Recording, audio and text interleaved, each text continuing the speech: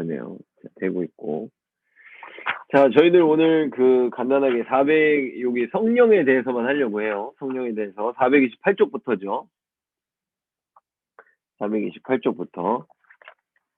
원래 뒤에까지 하려고 했는데 뒤에 있는 게 내용이 엄청 길어요. 뒤에 있는 게 되게 내용이 너무 길어서 두 개를 한꺼번에 하지 못할 것 같아서 성령을 좀 짧게 하고 그러고서는 다음 걸 한번 해보도록 하겠습니다. 그래서 여기서 이제 성령님에 대해서 강조하고 있는 부분은 두 가지인 것 같아요. 첫째로는 성령님이 어떤 분인지, 그러니까 성령님이 우리가 생각할 때 그런 게 이제 고대라고 그러긴 좀 그렇지만 이렇게 종교개혁 이후의 시대부터 그런 게 많았어요. 그러니까 성령님에 대한 이해가 많지 않았어요. 그 하나님하고 예수님에 대해서는 이제 충분한 이해가 있었는데 성령님에 대해서는 어떤 특별한 이런 지식들이 정립되어 있지 않고 성경에서 정의되어 있지 않아서 성령님에 대해서는 잘 모르니까 이제 첫째로 하나는 성령님이 하나님이나 예수님보다 열등한 존재다라는 어떤 그런 인식들이 있었던 거죠. 그래서 여기서 이제 강조하고 있는 건 첫째로 성령 하나님은 성삼위일체 한 분으로서 하나님과 예수님과 동등된 분이다라는 것을 이제 강조하고 있는 부분이 있고요. 그다음 이제 우리가 하나님의 언약이라고 하면 하나님이 우리를 왜 창조하셨는가에 대한 목적이죠. 목적과 그래서 내가 널 이렇게 만들었으니까 내가 너하고 이렇게 우리가 영원히 교제하면서 살 거야. 라는 어떤 그런 하나님의 약속, 그것을 이제 언약이라고 한다고 말했는데, 사람끼리 하는 건 약속이고, 하나님하고 하는 약속이 이제 언약이라고 부른다고 말했죠. 그래서 처음에 에덴 동산을 만드셨을 때 하나님은 거기서 아담과 하와에게 명령을 내리시고 하나님의 백성들이 어떻게 살아야 되는지 명령을 내리셨고 그 백성들은 그 명령에 순종함으로써 하나님의 자녀로서 이 땅 가운데 땅을 정복하고 땅을 충만하게 하고 그 안에서 번성케 하면서 그렇게 백성들이 살아가게 되는 거죠. 근데 이제 아담이 범죄함으로써 하나님과 하나님의 백성들의 이제 사이가 죄로 인해 벌어지게 되었고 그것을 예수님이 이제 그 죄의 문제를 해결함으로써 다시금 하나님의 백성들이 하나님의 언약 가운데로 완전히 들어갈 수 있도록 역사를 하신 거예요. 그리고 예수님이 오시기 전까지 예를 들어 노아의 방주도 어떤 구원을 뜻하고 구약의 여러 가지 사건들도 예수님을 다 예표하는 사건들이 많잖아요. 대표적으로 성막이나 성전에서 드렸던 제사들도 그렇고 유월절 어린 양도 그렇고 그러나 그런 것들은 하나님의 구원이 어떠한 방식으로 이루어지는지 하나님의 구원이 어떻게 이루어져서 우리를 다시금 하나님 백성으로 만드시는지 그러니까 예수 그리스도가 어떻게 오실 건지 메시아를 드러내는 그런 역할을 감당했던 것은 맞으나 그것이 예수님이 와야 된다는 것을 알려주는 거지 예수님이 없어도 그것만으로 모든 것이 그 시대에 다 충족되는 그런 것들은 아니었다는 거죠. 그러니까 예수님이 어떻게 올지 하나님이 예수님을 보내서 우리를 어떻게 다시금 처음에 창조 때의 모습으로 완벽하게 회복시켜 주실 것인지에 대해서 계속해서 알려주시는 다양한 역사의 방식들이었던 거예요. 구약 시대에는. 그리고 이제 예수님이 그 모든 것을 다 이루셔서 하나님의 백성들이 죄를 사함을 받고 하나님과 영원히 다시금 함께 있을 수 있는 하나님의 백성들이 된 거죠. 그래서 그 하나님의 약속대로 우리가 다시 살려면 지금 에덴 동산에서 살아야 돼요, 사실은. 그잖아요. 완전히 회복될 거면 아담과 하와의 시대처럼 완전히 회복이 될 거면 우리는 지금 이미 새하늘과 새 땅에서 살아야 되는 거예요, 원래는. 근데 하나님께서는 그러지 않고 시간을 두셨어요. 예수님이 다시 오시는 그 시기까지의 초림이죠. 예수님이 제일 처음 왔고 십자가 사건을 다 이루셨고 재림되기까지의 시간의 텀을 두셨어요.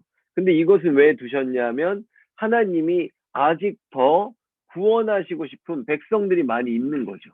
근데 하나님이 구원하시고 싶은 백성들을 우리가 지금 우리의 어떤 삶 속에서만 생각해 볼 것이 아니라 지금까지 구원을 받았던 과거의 백성들을 생각해 볼 수 있고, 앞으로 지금 또 저희 이제 뭐 저희 집에 경원이나 지원이가 있지만 이 아이들의 세대와 또 그 후대의 세대들을 통해서도 하나님은 이미 예비해 놓은 하나님의 백성들이 있는 거죠. 그래서 그 시기가 언제가 될지는 모르겠지만 그때까지 예수님의 재림 때까지 초림과 재림 사이에서 하나님의 백성들을 구원하시는 데 있어서 우리가 처음에 하나님과 아담과 하와가 같이 살았고 예수 그리스도로 인해서 다시 같이 살 수 있는 그 언약이 성취됐다고 말했어요. 죄사함을 통해서. 근데 하나님하고 우리가 지금 에덴처럼 같이 살 수가 없으니까 내가 영원히 너하고 같이 살 거야. 이미 내가 그 약속을 회복시켰어. 지금 그저 이 중간의 시기를 살아가고 있을 뿐이야. 그래서 나는 너를 구원했어. 라는 그 보증으로 하나님이 우리와 함께 계신데 바로 그 하나님이 성령 하나님인 겁니다. 그러니까 성령 하나님이 지금 우리와 이미 함께 계시다는 자체가 최초에 천지를 창조하셨을 때 하나님이 천지를 창조하셨던 그 모습인 거예요.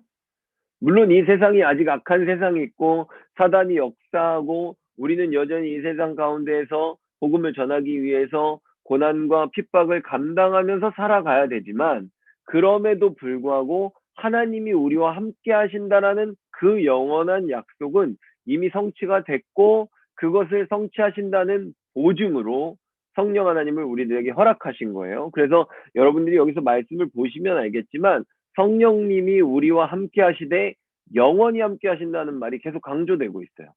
그러니까 이 땅에서만 함께 하는 게 아니라 영원히 내가 너와 함께 하겠다는 그 영원한 언약이 성취되었다는 것을 성령님을 통해서 우리에게 보여주는 거죠. 그리고 여러분들이 그 고대 미국의 영화 같은 걸 보면 문서 같은 것을 보낼 때 이렇게 돌돌말이 문서 같은 걸 보낼 때 거기다가 이렇게 곰으로 이렇게 인을 이렇게 착 찍잖아요. 이렇게 도장을. 그러니까 성경에서 말하는 인을 친다라는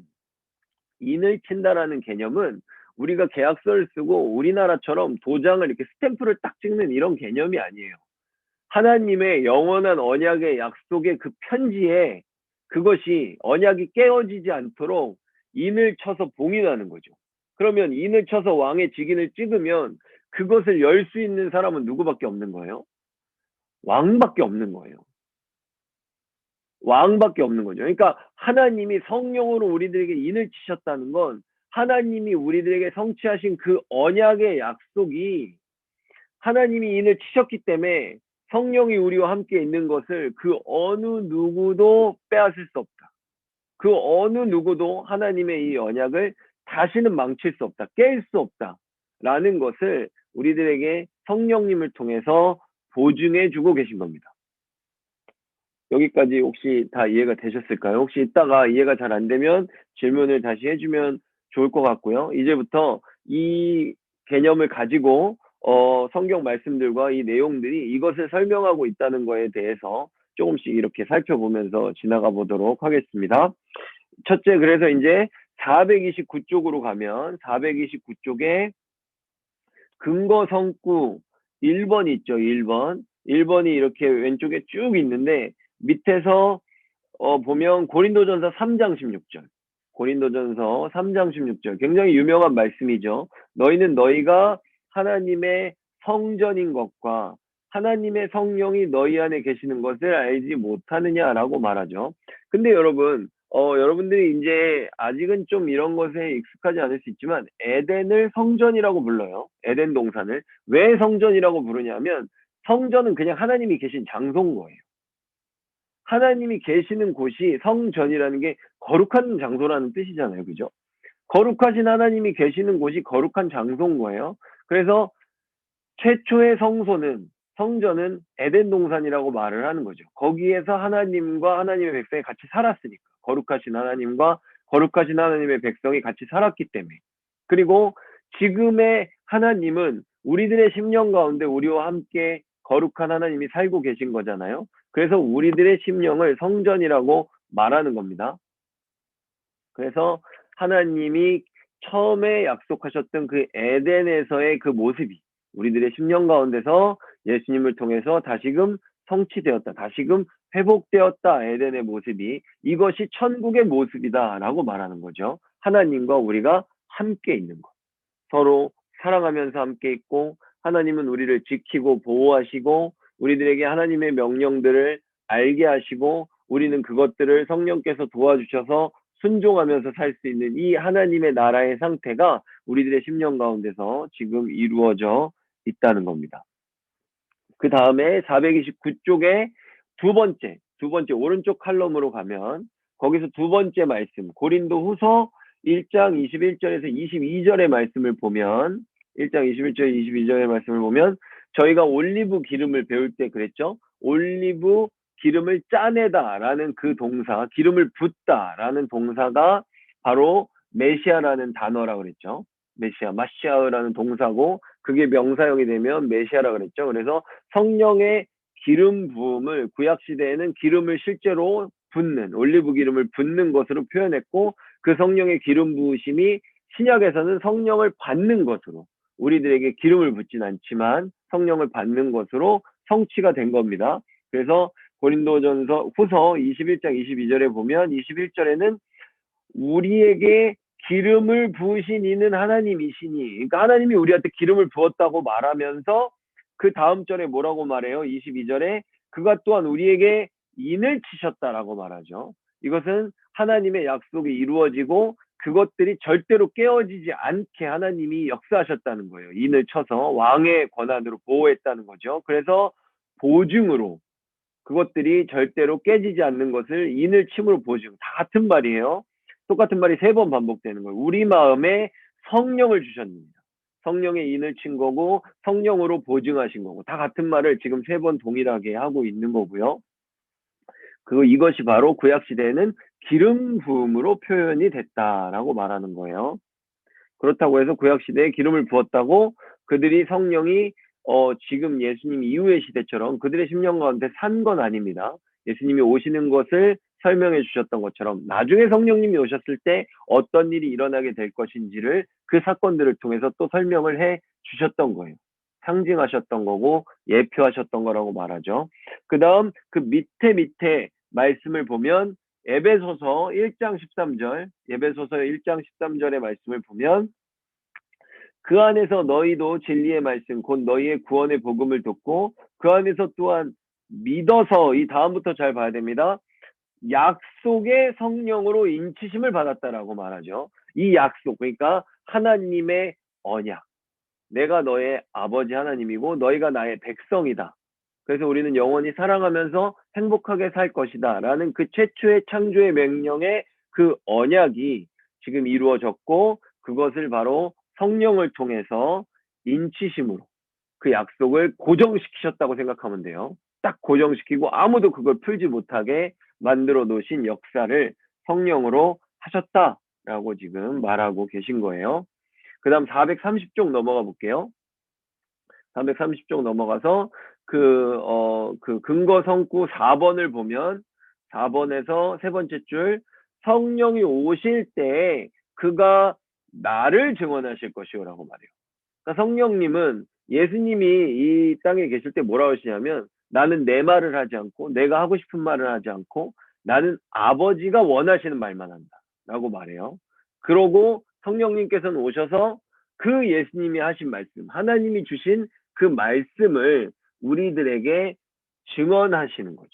그리고 우리들에게 그 예수님의 말씀을 알게 하시는 거예요. 그러니까 하나님의 작정하심이라고 하는데 하나님의 계획 하심과 예수님의 구원하심 그리고 그것을 성령께서 우리들의 삶에 적용하심이에요.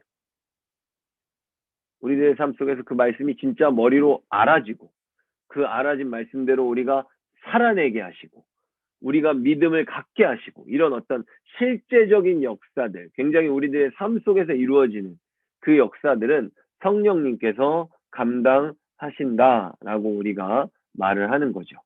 그래서 이 내용들을 이제부터는 계속 반복해서 얘기해주고 있어요. 그래서 우리가 431쪽에 1번 파란색 제목에 성령님은 어떤 일을 하시는가라고 하면 첫째 줄에 성부 하나님은 중간에 나오거든요.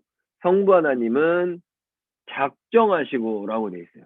그러니까 성부 하나님이 이 모든 것들을 계획하셨고 그 다음 두 번째 줄에 그 작정하신 바를 실행하십니다. 그러니까 하나님이 처음에 이 모든 세팅을 만드는 거죠. 창조하셨고 인간을 그 안에서 또 만드셨고 이 세상 모든 만물들이 예수 그리스도를 중심으로 돌아가게 만드시고 그 다음 정말 그 역사 속에서 예수님이 이제 오셔서 셋째 줄에 사람이 되어서 고난을 받고 십자가에 못 박혀 죽으셨어요. 죄의 문제를 해결하셨죠. 그 다음에 성령님이 다섯 번째 줄에 성부 성자와 똑같은 본질을 가진 하나님이시다라는 것을 얘기하고 있고요. 그 다음 432쪽에 432쪽에 중간에 보면 그래서 있어요. 그래서 세 번째 단락에 그래서 432쪽 세 번째 단락 그래서 하나님은 그리스도가 획득하신 구원을 사람들에게 적용하시는 일까지 책임지시는데 그 책임을 지시기 위해 성령님을 보내주셨다는 거죠. 성령님이 그래서 우리들에게 구원의 가치를 깨닫게 하시고 구원의 은혜와 은총들을 우리들의 삶에 누리면서 살아가게 하신다. 그러니까 하나님의 구원을 작정하시고 하나님이 그 구원을 예수님이 이루셨고 성령님이 그 구원을 우리들에게 적용하신다라는 그것을 여러분들이 적용이라는 단어를 이번 단원을 통해서 잘 배우면 될 것 같아요. 그래서 433쪽으로 우리가 넘어가면 첫 번째 줄에 미련하고 고집스러운 사람들에게 믿음을 주시는 분이 성령님이시다. 그리고 성령을 통해서만 우리가 예수님이 누구이신지, 예수님이 우리들에게 끼치신 유익이 뭔지를 알 수 있다. 그래서 성령이 우리 안에서 역사하심으로 우리가 하나님을 인지하게 되는 거죠. 그때 저희가 믿음을 배울 때 어떻게 배웠냐면 믿음은 우리가 갖게 되는 새로운 인식이에요. 인식. 우리가 똑같이 성경을 보되 믿음을 갖고 보게 되면 그것이 하나님의 역사로 보이게 되고 예수 그리스도를 믿게 되면 우리들의 삶 가운데 일어나는 동일한 일들과 동일한 역사들이 다르게 보이는 거예요. 하나님의 사건으로 보이게 되는 거죠. 이러한 믿음의 새로운 인식과 새로운 이해와 새로운 지혜와 새로운 지식의 이런 어떤 모든 것들을 바꾸시는 역사가 다 성령님이 하시는 거다. 우리 안에서. 우리 인간들에게 직접적으로 적용되는 모든 역사는 다 성령님이 하시는 거예요. 생각해 보세요. 인간에게 들어오기 이전의 모든 역사들은 하나님과 예수님이 하신 거예요. 창조는 하나님이 하셨지만 우리가 한 게 아니잖아요. 그렇죠? 구원은 예수님이 하셨지만 우리가 한 게 아니라고요. 그러나 그 창조를 믿고 하나님이 만드셨다는 걸 인식하고 그 구원을 받아들이고 예수 그리스도를 나의 구주로 믿고 고백하고 이 모든 것들은 성령께서 그 모든 역사들을 우리들에게 적용하심으로써 우리가 하게 되는 거라는 거죠. 그러니까 실질적으로 우리가 잘 인지하지 못하지만 우리가 여태까지 경험한 대부분의 역사들은 다 성령의 역사인 거예요. 그래서 성령님께서 그런 역사를 하신다라는 것을 우리가 알 수 있는 거예요. 그래서 성령의 그 가장 큰 역사는 바로 적용이다라는 것을 우리가 알면 됩니다. 근데 여태까지 이제 성령님에 대해서 사람들이 성령님을 어떤 하나님과 동일한 인격체로 바라보지 않고 그리고 또 구원의 역사 속에서 이 모든 적용들을 구약 시대부터 지금까지 이르는 데 있어서 전부 다 성령님이 하셨다는 것을 성경적으로 잘 정립하지 못해서 사람들이 마치 성령님을 내가 가지고 있는 어떤 특정한 능력이라든지 내 몸속에 존재하고 있는 어떤 무슨 에너지 같은 걸로 성령님을 받아들여서 내가 누군가에게 손을 얹으면 그 에너지를 전기가 흘러가듯이 그 사람한테도 내가 나눠줄 수 있고 또 멀리 있는 사람한테 성령님을 집어 던져가지고 그 사람을 막 공으로 맞히듯이 맞춰가지고 고칠 수 있고 뭐 이런 성령을 일종의 어떤 텔레파시나 어떤 그런 순간이동 같은 그런 어떤 에너지 만화에 나오는 능력 같은 존재만으로 오해하는 사람들이 많이 있었습니다. 그래서 성령님은 분명히 하나님이시고 성령께서 주도적으로 이 모든 것들을 역사하신다는 것을 우리가 이제 알 수 있는 거죠. 그래서 성령님은 이제 위로자라는 그런 또 성경에 이름이 있으세요. 성령님에 대한 이제 호칭들이 많이 있어요. 여기서는 그것들을 이제 자세히 다루진 않는데 성령님은 위로자라는 뜻이 있어요. 그래서 그 위로라는 건 이 세상 가운데에서 우리가 고난을 받고 하나님의 법대로 이 세상은 돌아가지 않잖아요. 그런 우리들에게 하나님의 말씀과 하나님의 평안으로 우리들을 위로하신다라는 우리들의 심령 가운데서 네가 하나님의 자녀야. 내가 너의 아버지야. 그리고 내가 너를 기필코 구원할 거야. 어떤 그런 천국에 대한 소망들이 우리들 안에서 끊이지 않을 수 있도록 우리를 위로하시는 분이다라고 하는 게 있고 또 파라클레이토스라고 해서 성령님을 상담자로 번역하는 것도 있습니다. 카운셀러. 그래서 성령께서 우리들에게 하나님의 말씀의 의미를 알게 하신다 그러잖아요. 그러니까 내가 이 땅 가운데서 내 생각으로 해결할 수 없는 문제들, 내가 도저히 받아들일 수 없는 그런 모든 상황들이 하나님의 뜻 가운데서 우리들에게 이해가 되고 받아들여질 수 있도록 그것들을 우리들에게 상담해 주시는, 알려주시는 그런 상담가의 역할을 하신다라고 성령님을 말하는 거죠. 그래서 이제 그 기독교 상담학이라는 것을 그 이제 웨스트민스터에 있던 그 제이 아담스라는 그 분이 제일 먼저 만들었어요. 그래서 그 분은 이제 성령님의 이런 것들에 착안해서 이제 기독교 상담학이라는 것을 만든 거죠. 그래서 심리학적으로 접근하는 기독교 상담학하고 그 웨스트민스터 쪽에서 나온 성령의 역사를 통해 접근하는 기독교 상담학 두 가지가 있어요. 그래서 첫 번째 상담학, 이제 심리학적인 접근법은 보통은 미국의 이제 트리니티 쪽에서 많이 써요. 트리니티 쪽에서 많이 쓰는데, 그거는 기독교 어떤 성령의 사역에 대해서 집중하기 전에 나온 상담학인데, 그 상담학에서 나온 대부분의 치유법들은 약간 심리학적인 치유법이에요. 그래서 거기서 말하는 건 뭐냐면, 그런 게 있어요.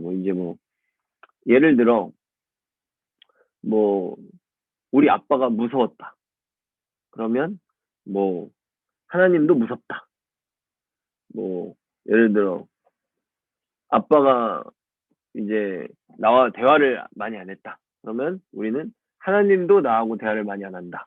이렇게 생각해서 하나님은 나와 대화를 잘 하시는 분이다라는 것을 내가 인지해야만 예수 그리스도를 제대로 만날 수 있고 하나님을 제대로 만날 수 있다고 가르쳐요. 그게 이론상으로는 들었을 때 별 문제가 안 되는 것 같이 들려요. 그러나 여러분들이 한번 생각해보고 저는 제 자신의 경험을 얘기했을 때 하나님을 만나고 예수 그리스도를 그러니까 이게 무슨 얘기냐면요. 상담학을 먼저 강조하는 기독교 상담학은 상담을 통해서 인간적인 문제들이 해결이 안 되면 올바른 하나님을 볼 수 없다는 입장이에요.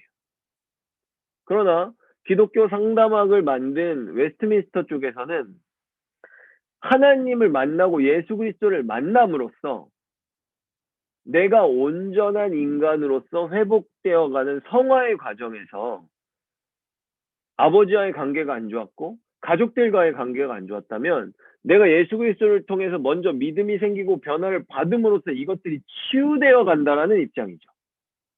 근데 앞에서는 심리학적으로 치료가 안 되면 예수님을 제대로 만날 수 없다는 입장이에요. 여러분들은 어떤 것 같으세요?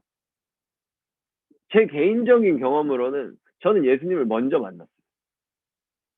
그리고 예수님을 잘 알아가는 과정 가운데에서 가족들을 용서하게 되고 나에게 어떤 관계에 문제가 있었다는 사람들과 더 회복하게 되고 양보하게 되고 그들의 영혼을 위해서 더 헌신하게 되고 이러는 예수 그리스도를 먼저 만나고 회복되는 차원이 이제 요새는 이제 제가 이런 말을 하는 게 요새는 그것이 대세는 아니에요. 왜냐하면 양쪽 다 굉장히 크게 발전돼 있습니다. 그래서 이것을 강조하는 사람들도 있고 이것을 강조하는 사람들도 있어요. 그래서 기독교 상담학을 했다라고 하면은 이제 보통 물어봐요. 트리니티 쪽에서 한 게리 콜린스 쪽이냐 아니면 웨스트민스터의 제이 아담스 쪽이냐에 따라서 그 사람들이 받아들이는 방식들이 좀 다르다고 볼 수 있는 거죠. 근데 이제 제가 개인적인 경험으로는 예수 그리스도를 먼저 만남으로써 그 사람의 심령이 변화되면서 사람들의 관계가 더 좋아지는 거지. 관계의 문제를 먼저 해결함으로써 예수 그리스도를 나중에 소개한다는 것은 성경적으로는 사실 꼭 그렇진 않는 것 같아요. 제 생각에는. 그죠? 뭐 베드로가 설교를 해서 하루에 3,000명이 회개할 때 그러면 다 상담을 통해서 다 그 사람의 개인의 문제를 해결해 준 다음에 예수님을 만났어야 되는데 그 사람들은 그렇지 않았거든요. 복음이 전하는 과정은 그렇지 않아요. 사도 바울도 먼저 예수 그리스도를 만나고 자신의 삶이 달라지고 다른 사람들에게 이제 복음을 전하는 삶이 펼쳐짐으로써 그 삶 가운데 더 이런 관계들이 생겨나는 거기 때문에 어떤 심리학적인 치료가 끝난 다음에 예수 그리스도를 만날 수 있다는 접근은 굉장히 심리학의 비중을 더 많이 두고 있는, 심리학이 뭔가를 해결해 주지 않으면 우리가 구원받지 못한다는 얘기거든요. 어찌 보면.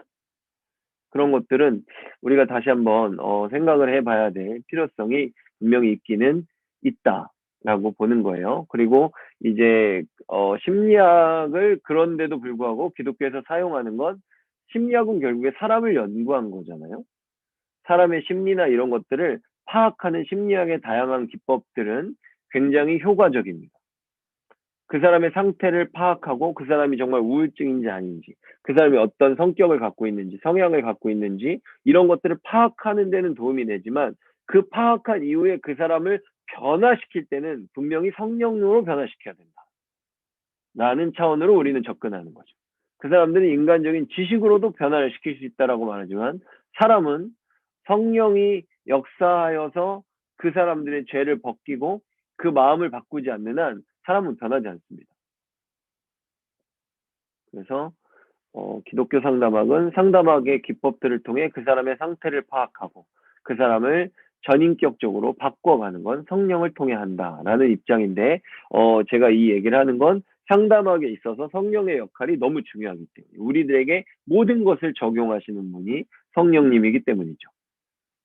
그 옛날에 제가 한번 이거 말한 적이 없었던 것 같아요. 청년부에서는. 제가 옛날에 이렇게 한번 가는데 상담소하고 상담소하고 교회에 이제 기도원하고 위아래층에 붙어 있는 거예요.